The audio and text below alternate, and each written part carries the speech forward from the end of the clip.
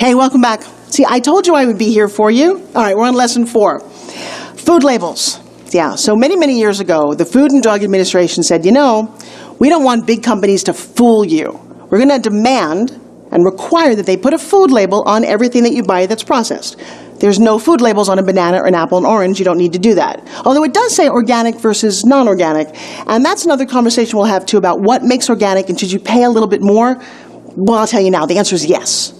You want food that's not been sprayed with pesticide, that's been grown in great soil. One of the biggest problems that farmers have of conventionally grown fruits and vegetables is they've depleted all the soil of nutrients. Well, that means that the apple or orange that's sucking in the nutrients to feed you is no longer there. Crazy, annoying statistic.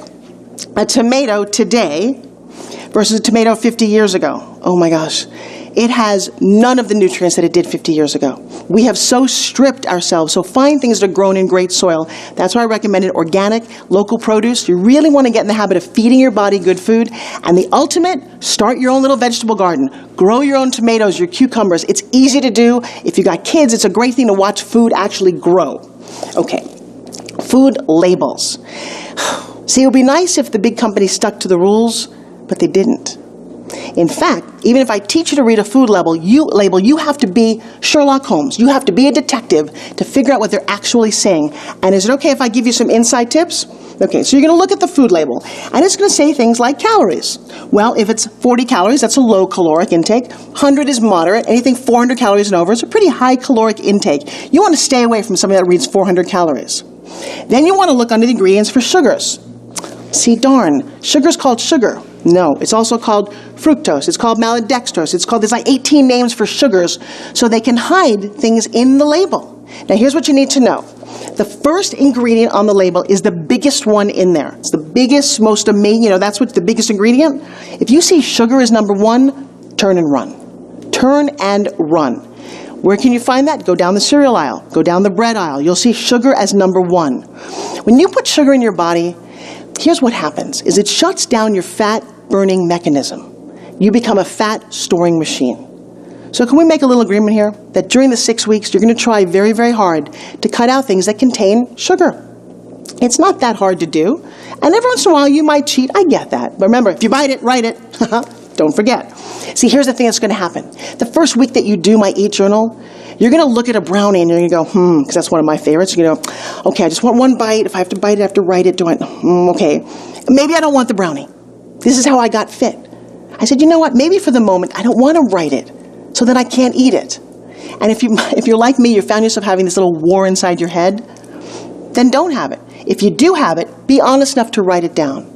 Because at the end of the week, you say, I haven't lost any weight, and you look and see what you actually consumed, your whole body, your whole nervous system, your whole symbiotic system goes, maybe I shouldn't do that anymore. This is the difference between my program and every diet you've ever been on. I don't need to tell you what to eat. I need to tell you what's in food, why food, how food. I've got exercises to make you happy. That's what Eat Journal is all about. But you know. I'm going to trust that you know. Just be honest with yourself. So one last little ninja thing that I need you to be a sleuth about. It says here calories 250. Then it says serving size. And I'll tell you what, I did this exercise with my kids who are now 13 years old. They're about 12 years old. And I got to tell you, their minds were blown when I showed them what's really here. You look at a lot of there's that kind of the drinks that you'll find, it says 70 calories. My son came and said, Mom, it's only 70 calories. I said, son, look at what it says. It's 2 servings. So that one thing that you think or were led to believe is 70 calories, no, it's 140 calories. Oh my gosh, I don't need 140 calories. No, you don't. That's when you just drink water and you forget all that together.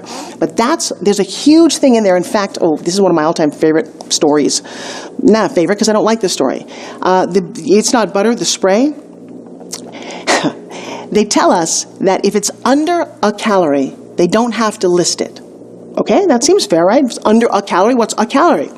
Well, in one of those spray butter things is 999 servings. How many calories are in that? Well, it says there's 0 calories in it. But that's not true. It's 0.9. So even if it was 1 calorie, there's 1,000 calories in that whole thing. But the government doesn't say you have to say that. It says 0. So you were adding all of this to your diet all along and you didn't know you were doing it. Hopefully it's a little eye-opening going, I need to be a sleuth. You need to be very, very careful about what you put in your body. So I want you to read. I want you to look for fiber and protein and carbohydrates. I don't want you to be overwhelmed by any of this. So all I really want you to do, sugar the first one, put it down. See how many servings are in something. If it looks like it's tricky, don't do it. And lastly, if it says low fat or reduced or any of those words, that's marketing designed to trick you. Uh-oh, are the big companies coming to get me? I hope not. I need you to know that. That's how it changed my whole life. I figured out what they were doing, and I got smart, and I'm here to help you do that. Okay, so my question is, have you started to journal yet? I want you to journal every day. And then there's those exercises. So when I come back, I'm going to talk about what do these exercises do for your mind and your body and your spirit. And come on, let's get happy. That's my next lesson. No, trust me, that's the next one.